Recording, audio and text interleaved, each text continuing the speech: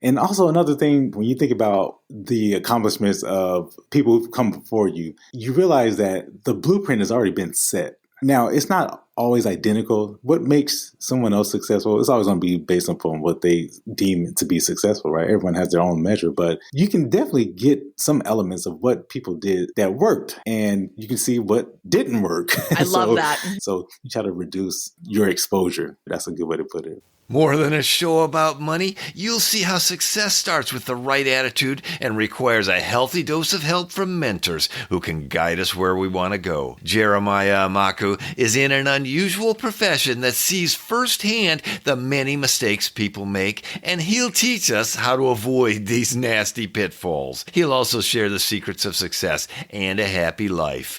Join us for all the insights, and if you want more information on mentors, go to poweradulting.com/coaching or text Alan Dave at 541-233-5155.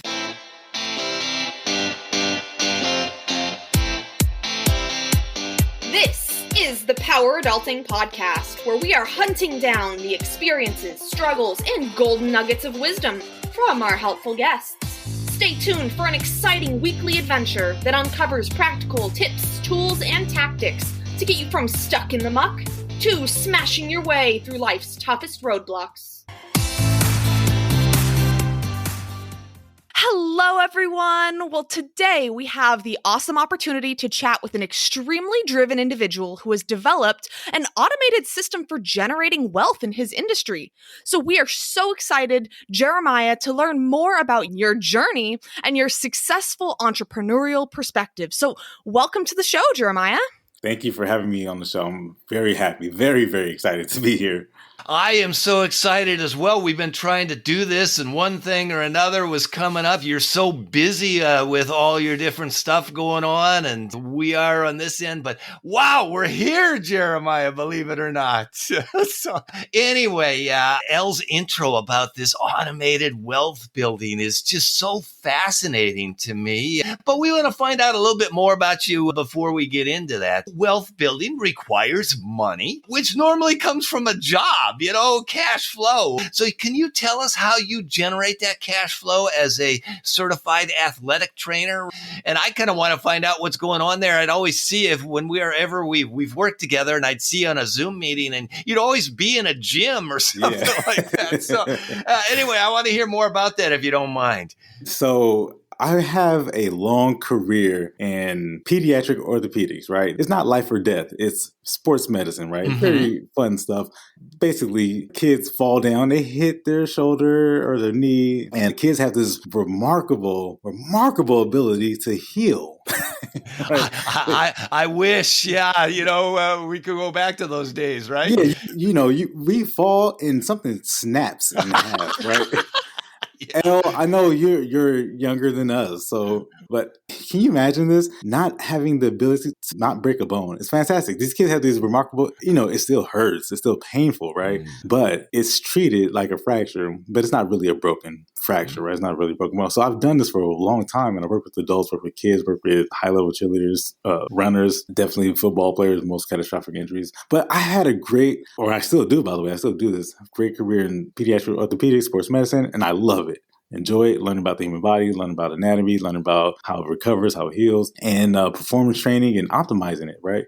Right. I brought that same level of curiosity and depth to a business, right? Mm-hmm. I love the human body, and it's very fascinating how it moves and how it performs, and all these little fine movements that must take place in order for things to happen from that perspective, right? And then I work with some of the best doctors in the world. Best shoulder, knee, foot, and ankle surgeons in the world. And not only were they great at their craft, but one of the best knee surgeons in the world, Dr. Robert LaPrade, one of our meetings, asked him a question, and he said, how do you become an expert? Or how do you become great at one particular thing? And he says, just do what everyone isn't.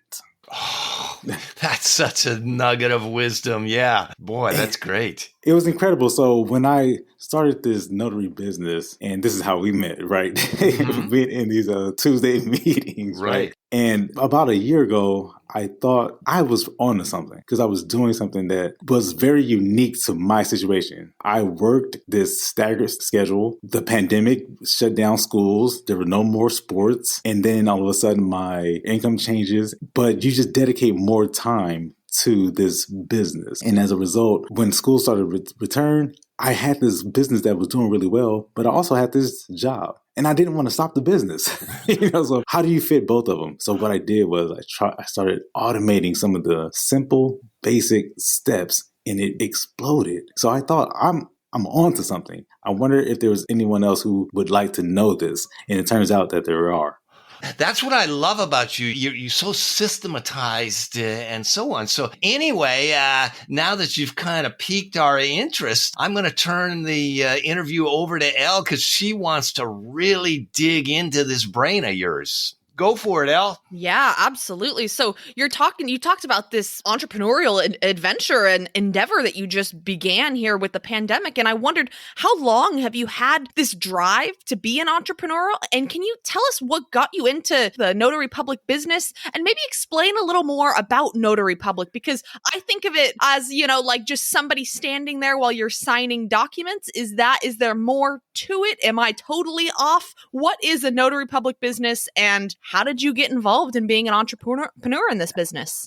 Elle, can you pass a background check? Yes, I think so. I hope so. Can you also witness me sign a document? No, not that I don't think so. Do you have to have a special certification to be able to do No. that, or? Well, put it this way. Let me ask you this. When you meet Dave for lunch or for coffee, there's only two things you really need to know. One of those things is, where do you want to go and meet coffee? Like, do you want to go to this place? You want to go to that place? Your favorite place? You want to try something new? And what time? Do you want to go at 4 o'clock? Do you want to go at 3? Do you want to go now?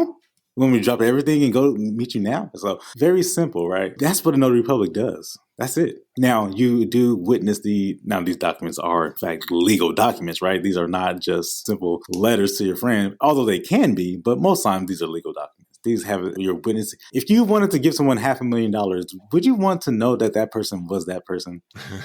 Oh, yeah. So. Okay. Yeah. Likely, yes, right? And that's effectively what it is. These are important documents. You must absolutely know that this person is good. I do kind of take a sidebar here when we talk about like identity theft is a big issue. Mm-hmm. Criminal activity is a big issue. So Notary Publics, they play a very key role in preventing a lot of fraud, a lot of theft, and a lot of misuse of the legal system.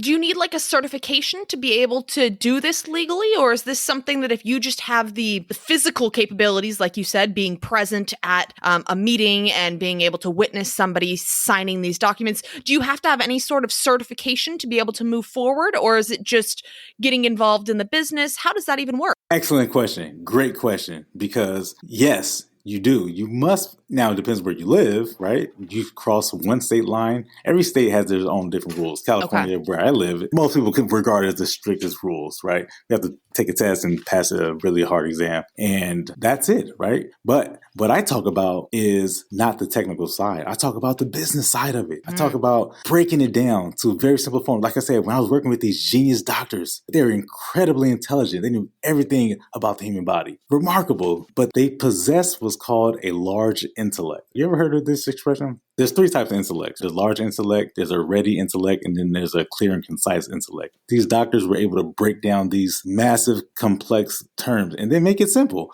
And that's what I tried to do with the notary business. Yes, you have to have this commission. Yes, you have to meet these qualifications. But what do you do with it? You're just solving a problem. Everyone has their own different problems. But if you can solve it, if you can provide a solution, then you've got a business. So I think that brings us to your book, Thumbtack for Notaries. Thumbtack for Notaries, the automated lead generation assistant. So is this how you simplified everything and made it concise into this book that teaches you about the automated systems and many other things? Is this kind of what you've done? You've taken this complicated, not necessarily too complicated, but it's got a lot of systems. There's a lot of things that you need to do, and you've turned it into this automated system. What are some of the key points that really make your book stand out for people who are looking to get into a business like this, but, have a busy life, maybe have a full-time job but want to jump into something like this? That book is so controversial, but for the right reasons, because for one, it's the most expensive book that's out there for notaries, right? And quality is worth it, right? Quality is worth exactly. You know why? Because I put my name on that book. There you go. And you know how much your name is worth, Dave? That's the only thing we really have is our name. That's it. Yeah. It's priceless. It's priceless. So I literally hand wrote that book while schools were out and we were in the hospitals. I used to work in the high school settings, like in the environments, but then when they were canceled, we had to work inside the hospital facility. So basically I just sat there, right? Because no sports injuries are coming by. So I just sat there, but I started writing this book. Or what became this book. And it starts off about me. It starts about how I learned about this thumbtack. This thumbtack is kind of like TaskRabbit, Angie's List. It's just, what do you call it? Instacart, kind of like that. And you can hire a contractor to go mount the TV in your house. It's that type of thing. Okay, and it's an app for that? It's an app, correct. Right? Okay. And they also happen to have notary public services. Now, this crazy thing about Thumbtack is that I found out about it when I used to drive Lyft. Okay. I drove Lyft after I got terminated. I didn't realize that all this bad stuff was happening for you. But what happened was exactly what I wanted to happen, right? Because if I hadn't drove Lyft, I would not have met an engineer from Thumbtack who wanted to know about other businesses that I had. And he's the one who told me about Thumbtack. He said, "Oh, you should go try it out." I said, "Really?" He said, yeah, you probably like it. I got on Thumbtack and it completely exploded. My business completely exploded. And then here I am. I'm the only person talking about Thumbtack as a notary public. I'm the only one. You found your niche there, right? That's not just a niche. That's the one single needle in the hay. I found it. And it's because now I'm not saying I'm the only person who knew about it, but I'm the only one who uses it in the way that it's being used because something interesting about their business model that really didn't sit well with Notary because they charged for leads. It was a pay-per-lead service, effectively, right? But what I've done was dismissed the pay-per-lead aspect of it and focus more on actually closing the clients, being of service. This is what a Notary Public does. Notary Public only signs a piece of paper. If you need something signed, then I sign it. That's it. So through this book, Thumbtack, I talk about how I developed that theory, that philosophy, and tested it and then retested it just like a scientist would, just like a surgeon would. You've retested these surgical techniques. You know they work. I can reconstruct your ACL, your ligament, your knee, and I can almost to the day tell you when you'll be back to kicking soccer balls, L. Wow. Right? That's how fine-tuned and hyper-targeted I come from that world, that professional orthopedics world. And I brought the same sharpness to Thumbtack. I tested it, and I saw that it worked. The techniques that I used with Thumbtack unquestionably work. And I wrote it in a book, and there's videos in there, and you can see it. It's kind of cool, though, but I love it, and I'm happy that it's helping a lot of people. Wow. And I really love what you brought up earlier here, that your experience having to transfer into Lyft as a job, somebody could have been so negative about that kind of a situation. I lost this opportunity. I'm now having to do this. Whereas you spun it in such a different direction that, wow, I got to meet this incredible person who opened a door I could have never imagined simply because I had to take a sidestep and do Lyft for a while. I think a lot of people need to realize that connections and relationships that you develop, whether it's in a minimum wage job or if it's in a higher, more corporate job, those relationships, you never know how they're going to impact you and your future. And you wrote a book because you met somebody doing a Lyft job. Like, that is amazing. You never know. You never know who you'll meet. You got to be gracious to people. You got to be respectful to people. Anybody. You never know who these people may be. Like you said, a door opened.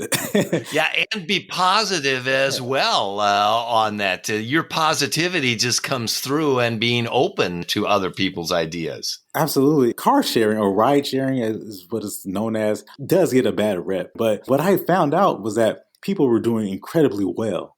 And they were like generating incredible incomes doing rideshare. And I started to learn about it. But what I found out is that it was still a job. It was still a job, even though technically you're an independent contractor and, if we're talking about tax structure and things like that. That's not what I mean. What I mean is that you still have to go out there and do it. So I tried to see if I can make it as easier as possible. What hours should I drive? Where should I be? Try to get as much out of as little time as possible. And that's where the systems came in place. And it just so happened that this guy from Thumbtack jumps in the car and tells me about just the thing I was looking for. That is incredible. Incredible. Wow.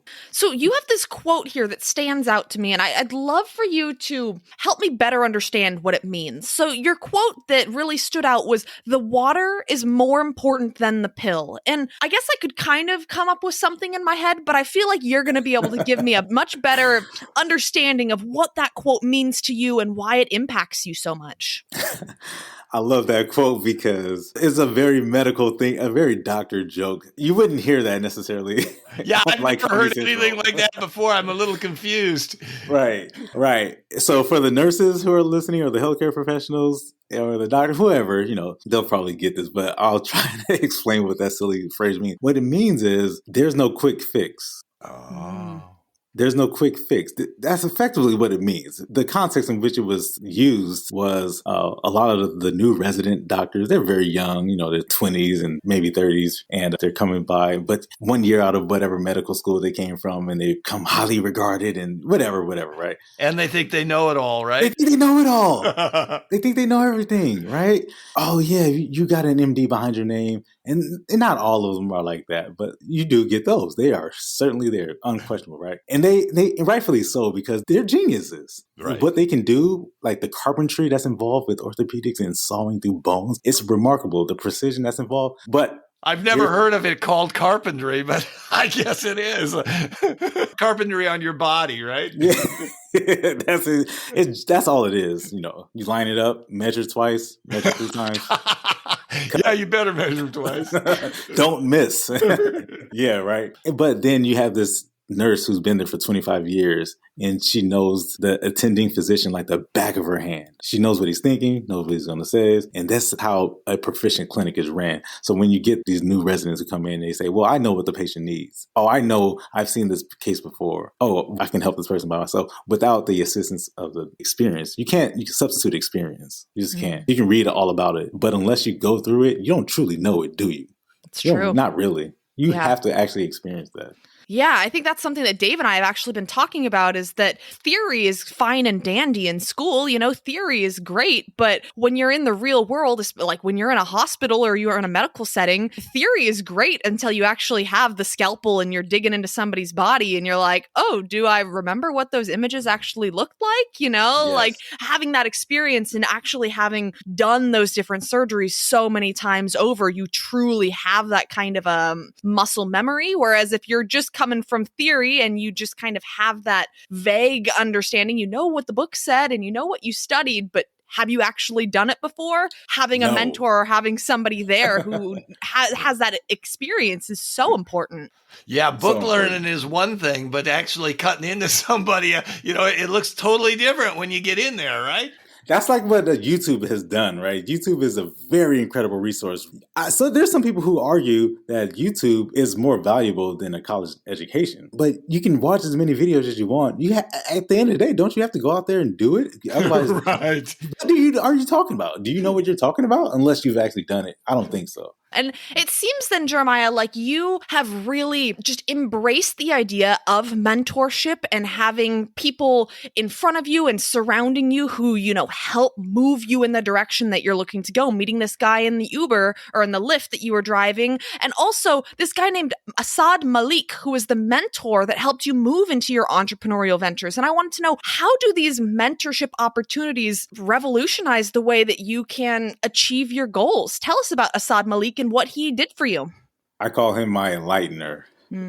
Say that word again. Enlightener. Enlightener. Okay, got it. Enlightener. So you should always have a bodyguard. You should always have a love. You should always have an enlightener, right? This is a person who, they point out something that you probably otherwise would have missed. Mm-hmm. Great. They help you navigate that minefield. They let you know when to turn left when you made a U-turn. So being in the room, I've always considered myself to be somewhat of a smart person. I didn't get straight A's, right? But, I did okay. But he became my business coach and for like that, more like what I call enlightener. But he would always say, if you're in the right room, right? If you're the smartest person in the room, then you're not in the right room.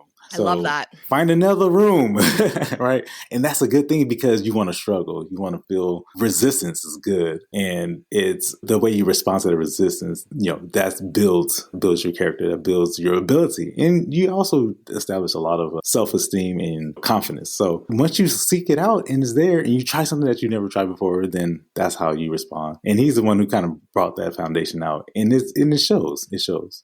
Hey, just real quick, you mentioned you don't want to be the smartest person in the room. Do you mean by that you should have people who you can learn from who are smarter than you? Is that what you meant, or did you mean something else? Yes, you can take something from everybody. Okay. Everybody. All right. I got it. I love that. I think that's so hugely important because a lot of us, want to be comfortable around our peers, but the true growth comes when we step out of our comfort zone and we surround ourselves, with people that we're looking up to instead of looking down to. And we're like, oh man, like I've got some big shoes to fill. And you can actually work towards filling those shoes because you have the support and mentorship around you. Very important. Yeah. It's almost impossible without it. I mean, I would make that case. I agree with you. Right? I would say it's almost damn near impossible, right? I mean, you can only go so far when you have someone who's kind of showing you the way. It's just easier. Sure. Absolutely. I mean, YouTube is great, but it's also information overload and you're getting like 100 people's perspectives on one subject. And it's like everyone's going to take a different path to get to the same place. And so if you have somebody who actually is there to work with you and give you constructive feedback and help you get to that destination, the path is so much clearer instead of you trying to grasp at so many different angles to get to your final destination. And also another thing, when you think about the accomplishments of people who've come before you realize that the blueprint has already been set. Now, it's not always identical. What makes someone else successful is always going to be based upon what they deem to be successful, right? Everyone has their own measure, but you can definitely get some elements of what people did that worked, and you can see what didn't work. I love that. So you try to reduce your exposure. That's a good way to put it. But within that, you can't copy what Dave does. You can't copy what Elle does. You can't copy what Jeremiah does. You actually have to do it the way you do it. You can find out what worked well for Dave and Elle and worked well for everyone else.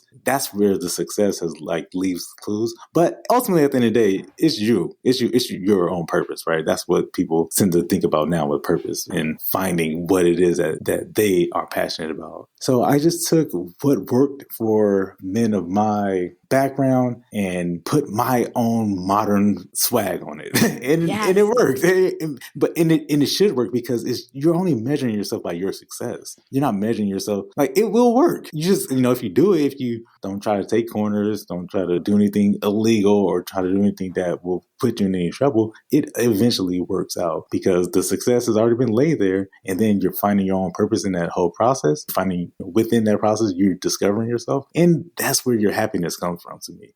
And ideally, you'll be making some money out of it and being able to support yourself while being authentic to yourself. I think that's great. The more, the better. For sure. Well, okay, so that leads me into another question here about money, because money is a big struggle for a lot of our listeners, and you have spent a significant time working with a personal instructor on wealth building, and I wondered if you have some life lessons that maybe could help impact us younger generation who's still working to try and get this money thing under wraps. Show us the money, Jeremiah. With the gold briefcase, yeah. All right. How do you want it, in a duffel bag or a briefcase? It's all the same to me. Yeah, right. You want it by the truckload or do you want it by the trunk load? I understand. So understanding how money works, right? And this is something I'm still learning as well. And it's something that changes. Number one, understand that you got to be growing money and you got to invest it, right? So usually I follow something called the Dr. Claude Anderson. He's an economic professor. I think he advised President Ford or something like that. I can't really remember it quite easily. But in incredibly intelligent man. And he has what's called the 25% rule, where you spend, invest, you save, and then you flip. So you take $1, 25 cents goes to save it, 25 cents goes to spend it, 25 cents goes to invest it, 25 goes to flip it, right? You'll clarify that a little bit for us. I got the first 3 of them. Yeah, the flip. Yeah. So again, go through those 4 and then give us a little more on that flipping aspect. Think about if you have a corn, like an ear of corn, all right? So you save some, right? Let's say you produce 4 ears of corn. So one you eat, right? Because you have to eat it, you have to survive, you have to live, right? And so that's like your reward, right? Then one you save because you never know, something might happen. So you put it away to the side. Yeah, you're hungry later, right? You might get hungry later. I don't know. Maybe your tummy started growling again. I don't know. Then one that you invest or you replant it, right? So that later on that it could produce a little bit more. All right. And then the last one, you flip it. So in the same sense that you would flip a house, you would take that and then you would sell it. All right. Or you would somehow reproduce it. All right. So I would maybe take it to a farmer's market if we're sticking with this analogy, and then that then multiplies. So what's the difference then between, for money, if we're thinking money, what would be the difference between investing money and flipping money? That's exactly the question I was looking at. They seem similar or the same, but clarify that.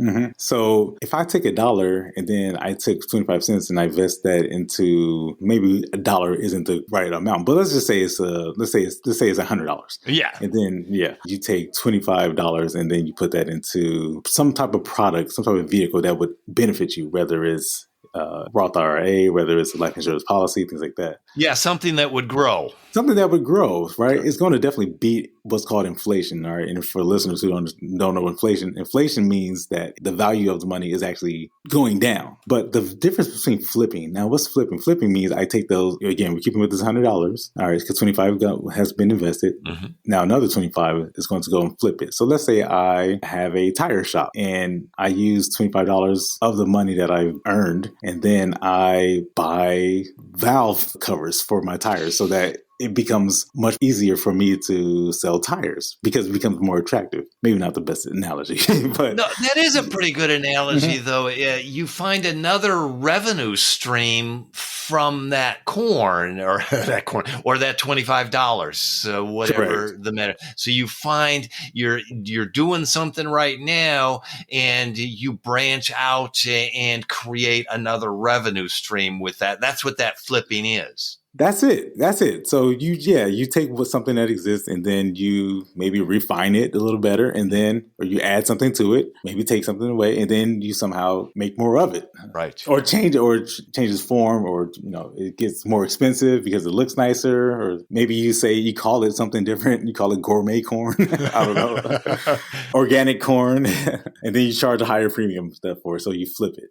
Got it. Okay. I think those are 4 really important rules to live by that a lot of us need to really work on, because it's so easy to spend 50, 75% of our income instead of taking the time to split it up and invest those 25% and then finding another way to make more money out of that other $25. I think sometimes it's so easy to just let money burn a hole in our pocket that we don't realize the opportunities that are at our fingertips if only we followed a rule like this and figured out how to make more out of what we've been given. And everybody's got their own rule, right? Everyone's got their own version of that. Maybe their great grandfather told them some rule, right? That's just one example of one, right? And there's hundreds of them out there. But if I really wanted to answer that question, and what I would recommend, especially if someone in their younger age, I wish I would have done this earlier. I wish I would have invested in life insurance. I think when your life is protected, because you are the engine, you are the person who generates the income. If something happens to you and then you can't produce the income, what do you think will happen?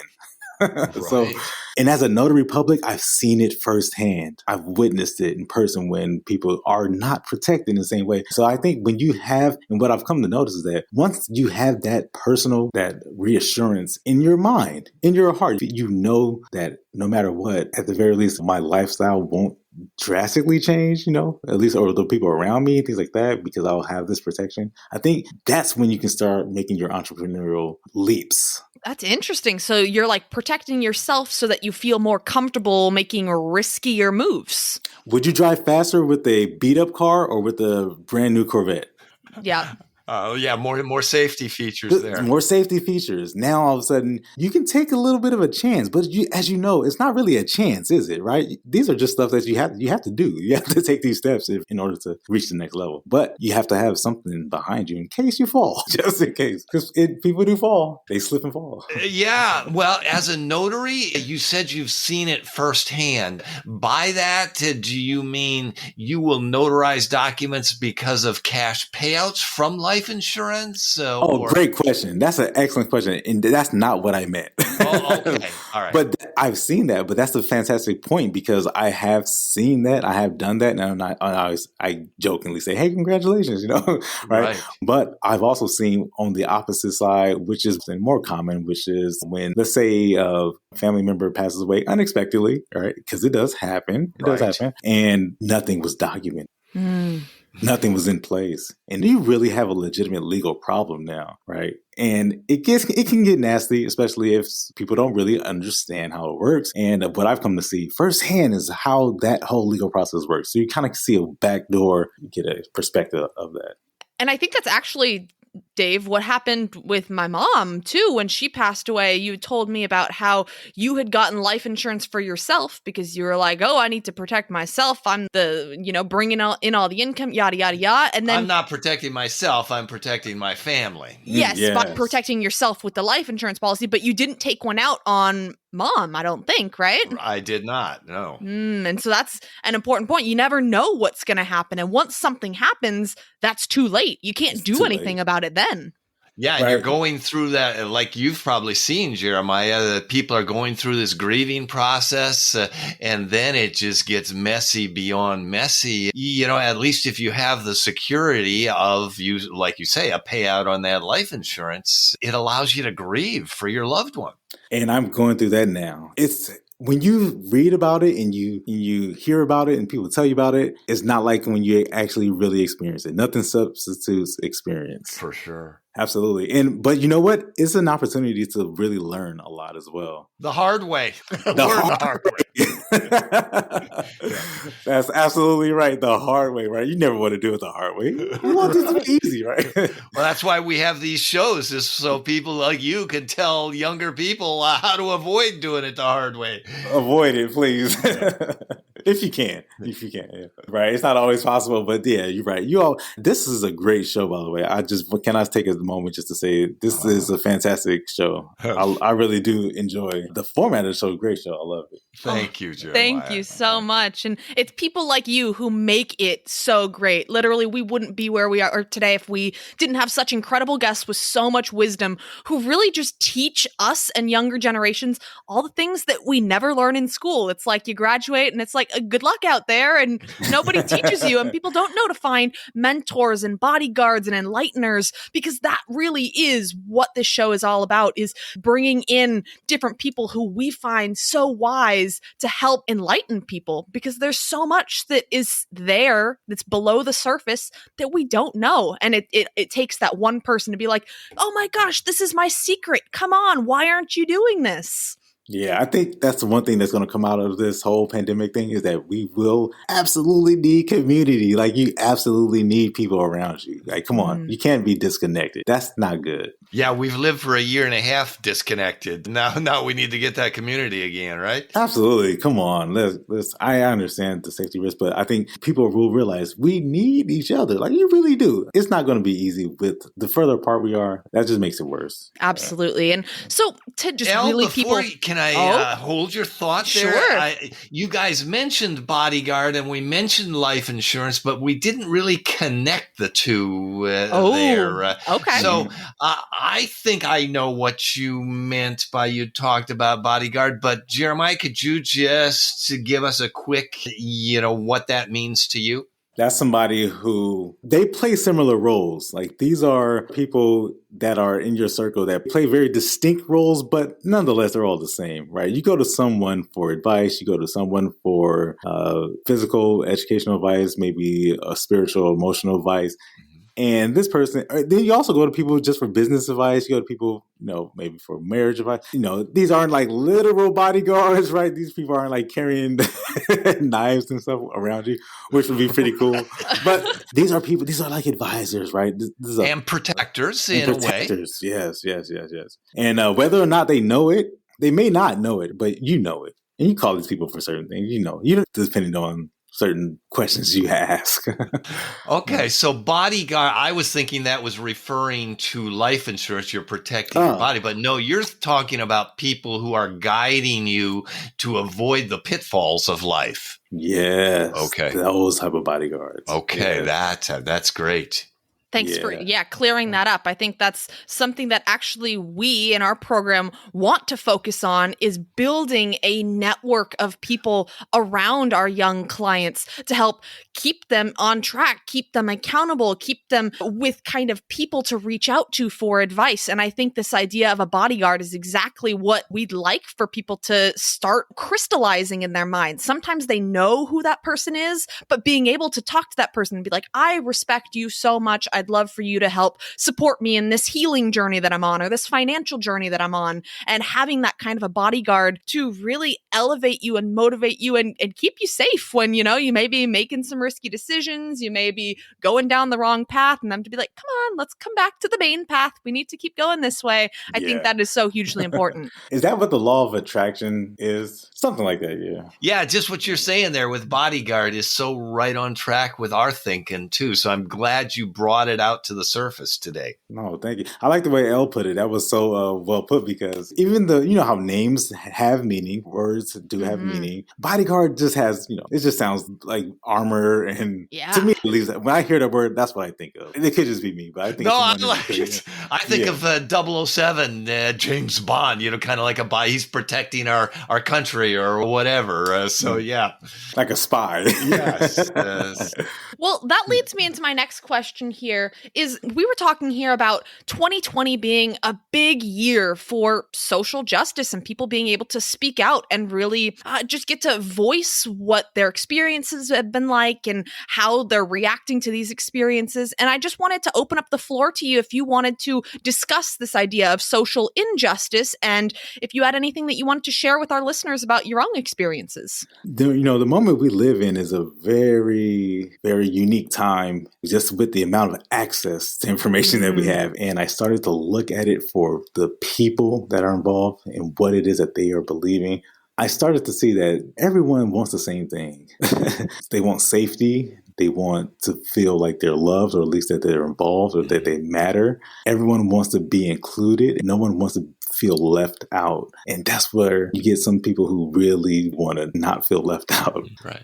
But in the end, I think what will always necessarily prevail is the people who want to do damage, the people who have the motive to, I can't imagine ever killing someone. I can't ever imagine ever getting to the point where I needed to take someone's life, knowing with my medical background and knowing how much needs to go right in order for a life to even be sustainable, to live. And it's incredibly resilient. The body heals in such a remarkable way. It heals itself. It's like the only thing that exists that does that, right? Plants do that, obviously. But for someone to take a life, for someone to get to the point where they want to commit murder, commit homicide, or commit harm, whether it's through explosives, whether it's through poison, whether it's through contamination, whether it's through starving them, whether it's through keeping them from having access to medical care, or that to me it is a sign of a destruction, where the people who want to build are the people that you want to be with. I don't care what they call themselves, if they are what they necessarily look like, but people who want to build are the people that you absolutely have to want to be around. And when I was very heavy into like political things, I was saying, oh my God, some people don't really want to build. they see joy in destruction and dysfunction. They thrive in dysfunctional environments, whether it's whatever, conservative, liberal, whatever it is. But if you truly want to build, it shows. Your actions show it. This type of show, this type of program, I can tell that these are people who actually want to see success. They want to see things thrive. Whereas I learned that war makes money, a whole lot of it. Oh, yeah. And the more dysfunction, the more disagreement, someone somewhere is definitely happy. And that's the person, that's the type of spirit that won't ever win. It'll never win. Maybe in the short term, but maybe in the short term, not in the long term. Yeah, I think it's definitely a cowardly position to be in if you're only in it for money and you don't want. I love this idea of people wanting to build. If you don't want to build, you just want to tear people down. It's the opposite. Oh, gosh. Yeah, that is not the people that we want, growing and teaching our young people and really growing as a society. Yeah, the trouble thing is that no one will ever admit that. It would take a lot for someone to really, I think just keeping an open opinion is always a positive thing, and always making sure that at the end of the day, you mind your business, right? Keeping an open mind, because you may learn something. Yeah, you can always learn something from anybody. Everything's always a lesson, whether it's a good lesson or a not so good lesson. But keeping an open mind is definitely going to be the advantage that most people have moving forward, to me. That's amazing. And yeah, I appreciate you sharing that perspective. And I think that's hugely important for all of us to take to heart, is that open mind and really wanting to build as a society, as a people. This melting pot nation that we live in, and also the world that we live in, is so diverse, and wanting to just build everyone up instead of tearing them down. I think that is such wisdom that all of us really need to take to heart. And we have one last question for you, Jeremiah. And before I jump into it, I did want to let everyone know that if you love Jeremiah and you want to know how he figured out this automated notary system and how he utilized Thumbtack and how he became an amazing entrepreneur, and you want to connect with him, he has an awesome Instagram, and he has a link in his bio that'll also help you connect with him. So his Instagram handle is at Dr. Tech Tekk music. I'm going to spell that whole thing out. So at DRTEKK music. That's going to be on Instagram. We'll link it in the show notes as well. And he said that's the best place to get in contact with him if you are interested in just learning more, maybe finding a new mentor. Who knows? This might be the opportunity that you've been waiting for. So if you want to connect with him and also check out his book, Thumbtack for Notaries, the automated lead generation assistant. Oh my gosh, loopholes up the yin yang. This is amazing. Yeah, right. I like that. That's great. I'll go get the book. It's a great book, by the way. And I'm a big believer in entrepreneurship. I'm a big believer in obviously mentorship and learning. And yeah, if I might be a good fit for you, maybe I'm not. But I think at any point, you should definitely go and find mentors at some point. Find someone to reach out to and learn from them. If you can't access them, buy their books. I love it. And so my last question here, you may have some more resources because you seem like a very resourceful individual. Do you have any resources you'd like to share with our listeners other than your Instagram and your book? Well, I would say the 3 things that I like is the best for the human body, because people always ask me, oh, how do I lose a couple of pounds and how do I get in shape? It's always that question, which is, I don't mind answering that question. But fresh water, fresh sun, and fresh air. Ooh. That's it. I mean, think about it. When you're outside, think about how good you feel when you're outside versus being inside. Or think about, maybe you like being indoors, but being exposed to fresh air, fresh water. That's my secret. That's my secret. Because if you're outside, you're outdoors, you're enjoying something. Maybe you're doing something active. Maybe you're sweating. Maybe your muscles are pumping and blood is circulating and endorphins are flowing, and then you're breathing. Everything's working, right? So fresh water, fresh air, fresh sun. Doesn't get any simpler than that, and it doesn't get any better than that, Jeremiah. That's it. Amazing. Well, we have spent so much good time together and gone down so many different little rabbit holes, and I'm so grateful that you joined us today. I just wanted to thank you again, Jeremiah, for being here and sharing your many nuggets of wisdom. It has been a blast, and hopefully we can connect soon and maybe keep this conversation going. Thank you. Thank you for inviting me here. It was great. It was fantastic, Jeremiah, and just nuggets of wisdom all over the place. So, until next week, better your best you, everyone. Wait, many of you are in the 20 to 30-year-old age range, or you know someone who is just starting out and finds that it's freaking hard transitioning into the real world.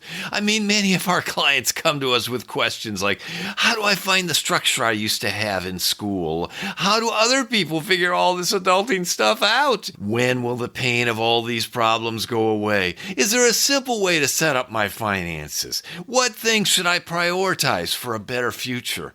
Whoa! Life is tough.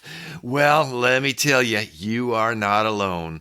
Elle and I have worked with hundreds of people in the same boat, and we've solved the problem with a coaching formula that feels like Superman to the rescue.